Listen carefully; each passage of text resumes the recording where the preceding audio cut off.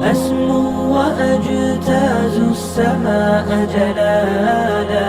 فأزيد أسراب الغيوم جمالا. بسم الله الرحمن الرحيم. الحمد لله والصلاة والسلام على رسول الله وعلى آله وأصحابه أجمعين. دريم حديث عن علي بن طالب رضي الله تعالى عنه قال: قال رسول الله صلى الله عليه وسلم: من قرأ القرآن فاستظهره فأحل حلاله وحرم حرامه أدخله الله به الجنة وشفعه في 10 من أهل بيته كلهم قد وجبت له النار، أو كما قال عليه الصلاة والسلام. علي بن طالب رضی الله تعالی عنہ فرمای چا چې قرآن وویلې بیا قرآن حفظ که یاد که د هغه حلال حلال وګڼل او حرام حرام وګڼل، یعنی کوم شی چې قرآن ورته ویلی او کوا اوامر هغه ومنل حلال دي، کم نواهی او منکرات چې قرآن منې کړی د هغې نه منع شو. د قرآن په اوامرو باندې عمل او د نواهیو باندې د نواهیو نه اجتناب او ځان ساتل، همدومره دوه خبرې. هر هغه څه چې په قرآن کې روا دي قرآن موږ ته حکم کوي د هغې کولو، هغه په سر سترګو باندې د هغې په مقابل کې د هیڅ چا خبره نه منل، ولو که د پلار خبره ولې نه وي،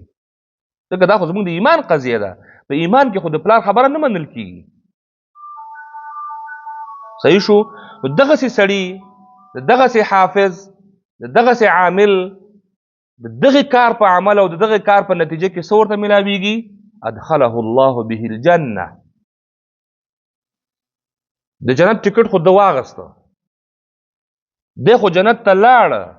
وشفعه في 10 من اهل بیته، 10 کسان د ده د کورنۍ اعضا، هغه کسان چې په هغې باندې جهنم واجب شوی وي، د هغې شفاعت هم منظور، یعنی ده سره یوازې یو ټکټ د جنت ده ته ورکول کېږي، 10 ټکټه ورته نور ورکول کېږي چې دا ستا د کورنۍ هر هغه کسان چې د جنت نه پاتې شوي، نو ته کولی شي چې نن د 10 کسانو اختیار تا ته شته. دا 10 کسه ګوره ډېر لوی خبره ده، ډېره لویه خبره ده. د انسان په کورنۍ کې مونږ انشاءالله په دې امید او باور یو چې ټول به انشاءالله جنت ته ځو، خو که 10 بدبخته پیدا کېږي نو 10 بدبختو ټکټ به د ځان سره راوړئ. نو یو کس، یو عامل او حافظ او ښکلی عالم په کور کې ضروري نه ده. هسې نه چې خدای پاک زموږ د عملونه ضایع کړي نو بیا به څه کوو، میدان کې به پاتې یو. او هلته چې کله میدان کې پاتې شوې که نه، ولا که ته زوی یو دانه درکړي که ښځه درکړي که بل ده، دا قرآن وایي یوم یفر المرء من اخیه و امه و ابیه و صاحبته و بنیه. هغه زوی دپاره، د هغه ښځې دپاره چې تا ورځ او شپه یو کړې وه، که هلته هغه د یوې نیکۍ ته ضرورت پیدا کړي. دا په یو حدیث کې راغلی دی چې منډه به کړي، وایي تاسو مفلس سړی پیژنئ؟ حدیث کې راغلی وایي مفلس موږ هغه چاته وایو چې مال او متاع ونه لري، دخل مفلس وایي. نه، مفلس هغه څوک دی چې دنیا نه به ډېر اعمال ځان سره وړي او هلته به راګیر شي، ټول شیان به ترېنه واخلي، خلک به ترېنه واخلي، چا غیبت کړي هغه ترېنه واخلي، چا حق خوړلی څه میدان کې وچ کړس پاتې شي. یا یو حدیث کې بل راځي چې نو یو څوک به چې یوازې یوه نیکي ته به ضرورت لري چې هغه باندې فیصله د جنت وشي، هغه سره به یو نی پلار ته به لاړ شي، ورور ته به لاړ شي، ښځې ته به لاړ شي. ما خو ټول زندگی تاسو لپاره تباه کړه، دا چې اوس جهنم ته ځم ستاسو د وجې نه ځم، زما یوه نیکي کم ده، دا ما ته راکړئ. هغه وایي که دا زما کمه شي، که زما کمه شي بیا به زه څه کوم؟ نو دې وجې نه نو د قاري دپاره، عامل قاري دپاره دا ډېر لوی امتیاز ده چې ستا د کورنۍ خلکو، ستا په کورنیو باندې که زړه خوږېږي نو دا یو وخت ده چې نن سبا که واده ته هم چېرته ځې که نه، خیر یو 2 کسه ځان سره او 2 کسه ځای اجازه څوک نه درکوي. الله تبارک وتعالی بستا د جهنم فیصله شوی خلک 10 کسانو اختیار تا ته درکوي او ټکټونه تا ته درکوي چې هر چا ته یې ته ورکوي. ځکه د قیامت پر ورځ شفاعت خو شته که نه؟ ځکه خو مخکې آیت کې چې ووایي چې الله نه بغیر څوک صفا نشي کولی خو الله به اختیار ورکوي او سورة نبا په آخري آیتونو کې هم شته که نه څنګه دا معنی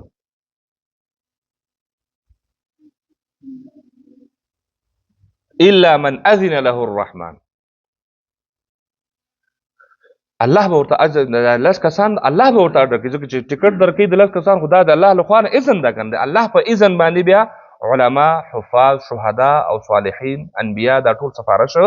کولی شي او د الله د اجازت نه بغیر هیڅ کوم سفارش نشي کولی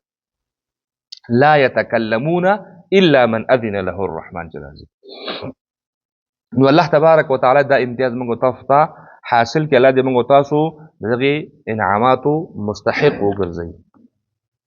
نو الله دې موږ د دوی خلکو د جملې نه وګرځي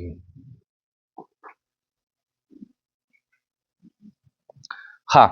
خلاصه دا چې هغه تمام فضایل کوم چې د حافظ قرآن په باره کې په حدیثو کې راغلي دي په هغه صورت کې حاصلېږي چې کله حافظ قرآن د صحیح اسلامي عقایدو حامل وي قرآن زده وي دا کمال خو درزده کړی دی خو چې عقیده یې هم جوړه وي او اساس یې هم جوړ وي د دې لپاره د تجوید طلباو ته پکار ده چې دې مقدس علم سره سره تاسو مخاطب کړي دا فضایل چې دلته بیانېږي دا اوله مو ویلې چې موږ خو علم تجوید تا په څه شروع کړی د هغوی د دې لپاره چې په اهمیت باندې پېژنو موږ څه کوو په کوم طرف روان یو وایي د علم تجوید شاګردان دا پکار ده چې د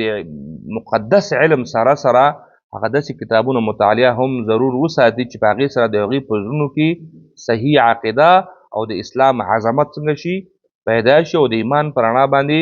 وځلیږي د قاري د شان سره دا مناسب نه دي چې هغه د هغه کارونه وکړي چې هغه د قرآن خلاف دي ځکه هغه قرآن چې موږ ته کوم پیغام راوړ هغه خو ستا په سینه کې پروت ده او ستا په سینه کې د قرآن پیغام پروت ده او ستا عمل د هغې خلاف روان دي دا ستا د شان سره مناسب دي نه دي که نه جماعت مونځ خو سوال نه پیدا کېږي چې قضا شي د قرآن حافظ څنګه مونځ قضا کوي هغه قرآن ستا په سینه کې محفوظ ده چې 100 ځایه پکې د قرآن د مونځ کولو حکم کېږي 3 اتیا ځایونه مستقیما مونځ لفظ پکې ذکر شوی ده او تا نه د مونځ قضا شي مونځ خو تصور هم باید ونه شي خو اصل خبره دا ده چې ستا د شان سره مناسب دا دی چې په اول صف کې ولاړ یې ځکه ته د هغه قرآن حافظ یې چې هغه د مونځ دپاره څه کوي امر کوي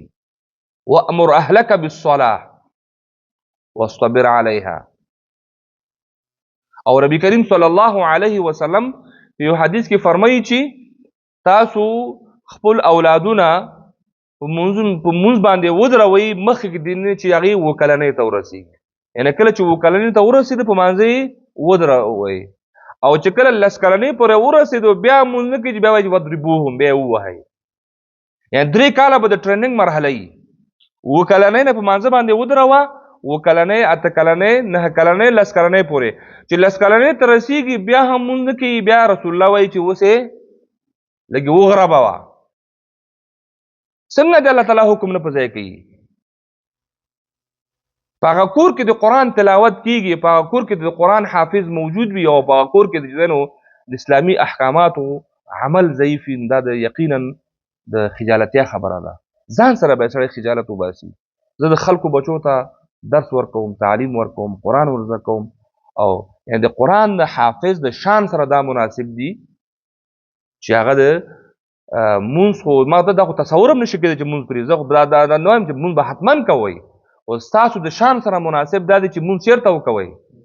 مسجد کې وکوئ او په اول صف کې وکوئ دا به انشاءالله دا به دې سره به ستاسو د قدر او د منزلت کوم اعزاز چې تاسو ته الله تعالی درکړی ده کوم اعزاز چې تاسو الله تعالی درکړی ده هغې نه دفاع وکوئ هغه په دنیا کې ثابته کړئ خلکو ته دا معلوم شي چې رسول الله صلی الله علیه وسلم چې د یو حافظ ته دا اختیار ورکوي نو خو حافظ خو دغه حافظ ده که نه 5 وخته مانځه کې څه شی ده حاضر ده الله تبارک وتعالی دی او زموږ او ستاسو عملونه خالص کړي او الله تبارک وتعالی دی کم انعامات چې پر احادیثو کې رسول الله صلی الله علیه وسلم ذکر کړل په هغې باندې موږ تاسو ته پوره د عمل کولو دا راته ټول نصیب په دلته یو خبره پکې بله اضافه شوې ده یو مغالطه ده بس ده صحیح ده خو یو کار به وکوئ دا دې خواته کتاب سره لاس مه وهئ دا موږ راځو لږ لږ څه چې زما په علم کې څه دي ورو ورو به یې تشریح کوم په دې کې چې یو څه نفع تاسو ته هم ورسېږي دا دې خواته چې کوم سوالونه راځي دا یو ګورئ داسې پرېږدئ مه دې نه د جمعې تقریر مه جوړوئ دا قاري صاحب تقریر وکړو خبره ختمه دا تاسو لږ وګورئ سوال وګورئ جواب وګورئ بیا دلته چې راغلی ملګرو نه پوښتنه کوئ انشاءالله دې نه وروسته موږ یو برنامه جوړو د پنجشنبې ورځ به زموږ ستاسو نوی درس نه وي نو د پنجشنبې ورځ به زموږ ستاسو همدغه برنامه وي چې دا د کتاب شاته درسونه چې دي دا به دوامداره تکراریږي او دې وجې نه چې دی نو څوک په درس باندې نه وي پوه شوي یا څوک غیر حاضري وي یا مثلا شل قسم مشکلات دلته وي یا په فهم کې مسلې زما په خبره به نه وي پوه شوی کېدای شي د خپل یو ملګري او د خپل انډیوال په خبره ښه پوه شي دې لپاره به انشاءالله د پنجشنبې ورځې همدغه د سوالاتو د جواباتو او د کتابونو یو ځای به ټارګېټېږي د یوې هفتې دپاره په دغه هفته کې به هغه کتاب تاسو ټول ګورئ په هغې باندې بیا انشاءالله هلته به پوښتنې وي هلته سوالات وي هلته جوابات وي هلته نور ګروپي فعالیتونه به انجاموو تر څو په کتاب کې کومه نقطه داسې پاتې نه شي چې سبا ورته کتاب ورته خلاص کړي او ستا بیا یاد شي چې بلکې هغه مشکل دې دلته څنګه شوی حل شوی نو دې وجې نه د هغې دپاره آمادګي ولرئ او دا کتاب هم لږ دا اوس کوم فصل کې چې موږ روان یو سوال او جواب وګورئ او چې کوم ځای کې ستا ذهن پې خلاص نه شو ته به دلته مطرح کړه چې دغه سوال چې دلته شوی دی یا د سوال په جواب کې دغه جمله ده د دې څه معنا ده د دې څه مفهوم ده زه دا کتاب کله ټکي په ټکي نه وایم ګوره کېدای شي چې کوم ټکی مانا پاتې شي او دا دې لپاره پاتې شي چې تاسو یې ووایئ نو تاسو خو واړه خلک نه یې تاسو خو ټول باسواده خلک یې کتاب وګورئ مطالعه کوئ کوم نقطه کې شک او شبهه راغله نو دلته د ټولو په ذهنونو کې کېدای شي سوال را پیدا نه شي ځکه دا ذهنونه خو فرق کوي هر ذهن خو سوال نه شي را پیدا کولی نو چې چا پیدا شوه نو هغه که دا سوال دلته مطرح کړي نو هغه بل به په دې خو زه هم نه پوهېدم دا دی پوه شوم ورباندې بل به رښتیا دا ښه و چې دا پوښتنه یې وکړه کنه دا ټکی ما نه هم پاتې و ډېرو سره دغسې مسایل پېښېږي نو د کومو ذهنونو کې چې سوال راځي هغه مطرح کوي انشاءالله وی ګورئ کتاب او بیا سوال مطرح کوي د هغې مناسب جوابونه به انشاءالله بیا مخکې وړو جزاک الله خیرا وصلی الله تعالی علی خیر خلقه محمد وآله واصحابه اجمعین